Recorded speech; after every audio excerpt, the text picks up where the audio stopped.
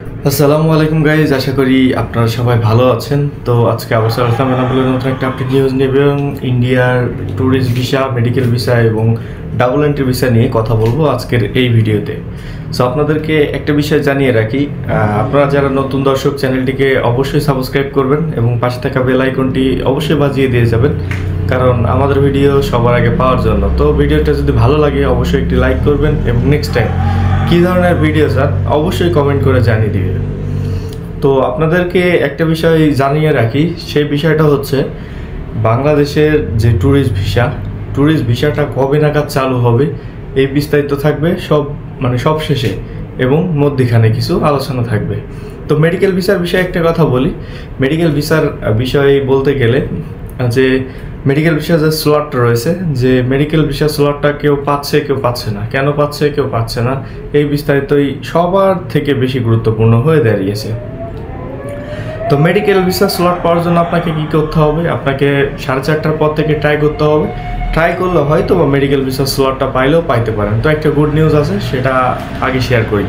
তো আপনারা ইতিমধ্যে জানেন যে বাংলাদেশের জন্য কিন্তু ইন্ডিয়ার যে ট্যুরিস্ট ভিসাটা কিন্তু সীমিত করা হয়েছে, বা নেই বললেই চলে। মেডিকেল ভিসাটা সীমিত করা হয়েছে, বা ডাবল এন্ট্রি ভিসাটা কিন্তু সীমিত করা হয়েছে। সেম একইভাবে কলকাতার যে হাই কমিশন রয়েছে, সেখানে বাংলাদেশের যে হাই কমিশন রয়েছে কলকাতাতে, সেখান থেকেও কিন্তু সেম টু সেম সীমিত করা হয়েছে বাংলাদেশে আসার ক্ষেত্রে ইন্ডিয়ান যাত্রীদেরও।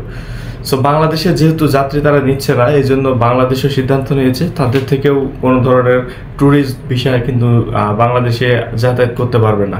তারা জাস্ট মেডিকেল ভিসা বা স্টুডেন্ট ভিসায় তারা যাতায়াত করতে পারবে, কিন্তু খুবই সীমিত সংখ্যক লোকজন। সো এটা কিন্তু আমরা জানতে পেরেছি যমুনা নিউজের থেকে। সো এটা কিন্তু সব থেকে গুরুত্বপূর্ণ বিষয়। যেমন বাংলাদেশ থেকে তারা যেতে দিচ্ছে না, তারা ঠিক সেম টু সেম ইন্ডিয়া থেকেও কিন্তু বাংলাদেশে তারা আসতে পারবে না, আসতে পারবে খুবই সীমিত। যেমন মেডিকেল ভিসা যেমন সীমিত আকারে চালু আছে, ঠিক তেমনই ইন্ডিয়ানদের জন্যও কিন্তু সীমিত আকারে চালু আছে বাংলাদেশে আসার জন্য। তো এখন একটা বিষয় যে আর বেশ কিছু নিউজ আছে, যে নিউজগুলো আপনারা শুনলে খুবই অবাক হবেন, খুবই অবাক হয়ে বলবেন যে খুবই দ্রুত হয়তো বা তাহলে ট্যুরিস্ট ভিসাটা চালু হতে পারে।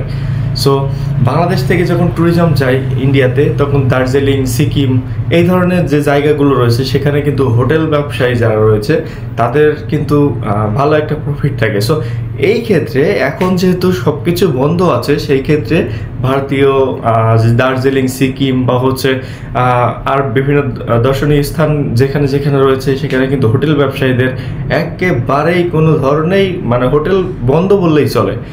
এবং তার সাথে সাথে আরেকটা বিষয় আমরা খেয়াল করেছি, সেটা হচ্ছে ভারতীয় যে পরিবহন মন্ত্রণালয়গুলো রয়েছে বা পরিবহন মন্ত্রণালয়গুলো কিন্তু অলরেডি সীমিত করে দেওয়া হচ্ছে। আপনার যে পরিবহনগুলো রয়েছে সেগুলো কিন্তু একদমই সীমিত আকারে চলতেছে। এবার অনেক ক্ষেত্রে আমরা দেখতে পেয়েছি যে সীমিত বাদ দিয়ে একেবারে বন্ধ করে দেওয়া হয়েছে। সো কী জন্য এটা বন্ধ করে দেওয়া হয়েছে? বাংলাদেশ থেকে যখন ট্যুরিজম যায় বা ট্যুরিস্ট ভিসাতে যায় মানুষ, তখন কিন্তু এই যাতায়াত ব্যবস্থা, অর্থাৎ যে আপনার যেগুলো রয়েছে যেমন বাস বা হচ্ছে বিভিন্ন যানবাহন, সেটা কিন্তু ইউজ করে বাংলাদেশ ট্যুরিজমরা। সো এখন যেহেতু বাংলাদেশের কোনো ধরনের ট্যুরিজম ঢুকছে না ইন্ডিয়াতে, শুধুমাত্র অল্প সংখ্যক বেশ কিছু মেডিকেল ভিসাধারী বা ডাবল এন্ট্রি ভিসাধারী মানুষ কিন্তু যাচ্ছে ইন্ডিয়াতে। সো তাদের জন্য কিন্তু খুবই স্বল্প।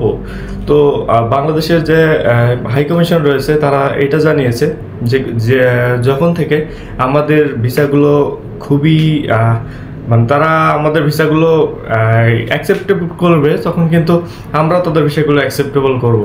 সো এটা কিন্তু সব থেকে গুরুত্বপূর্ণ আপডেট রয়েছে। তো আমরা যতটুকু জানতে পেরেছি, হয়তো বা জানুয়ারির শেষের দিকে হয়তো বা ট্যুরিস্ট ভিসাটা চালু করে দিলেও দিতে পারে, কারণ এই মুহূর্তে ইন্ডিয়ার পরিস্থিতি কিন্তু খুবই ভয়ানক বা খুবই ভয়াবহ বললে চলে। যেমন ইন্ডিয়ার যে হোটেল ব্যবসায়ীরা রয়েছে, তারা কিন্তু প্রতিনিয়ত কিন্তু মিটিং করছে এবং তাদের এই বিষয়ে ট্যুরিস্ট ভিসাটা খুলে দেওয়ার জন্য তারা কিন্তু আবেদন করছে, বাংলাদেশিরাই কিন্তু আবেদন করতেছে না। সো এটাই কিন্তু সব থেকে গুরুত্বপূর্ণ এবং ইম্পর্টেন্ট নিউজ যেটা আপনাদেরকে দেওয়ার ছিল। তো যারা চ্যানেলের নতুন দর্শক, চ্যানেলটিকে অবশ্যই সাবস্ক্রাইব করবেন এবং পাশে থেকে বেল আইকনটি অবশ্যই বাজিয়ে দিয়ে যাবেন। তো সবাইকে ধন্যবাদ। আসসালামু আলাইকুম।